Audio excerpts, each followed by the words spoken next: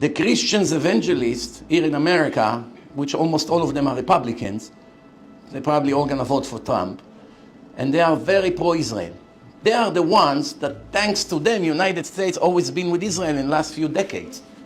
If you take out Christianity out of the picture, what United States had to do with Israel? The only things they are helping us is because of religion reason. But what a lot of Jews do not know is that they're not doing it for us. They are doing it only for themselves. Make no mistake.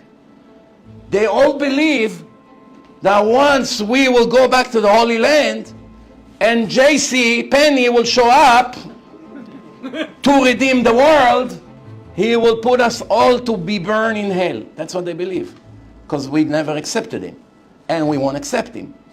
So why they want to help us to take over Israel, to win against the Arabs, make sure the Jews go? Why they pay all these organizations that sponsor Aliyah? A lot of the people who made Aliyah, it's Christian money. All the airfare, it's all come from them. Why they are so generous? Why are they donating money to Israel? What do they care about Israel? The answer is because they believe the Messiah would come. They just have the wrong identity of the Messiah. That's it.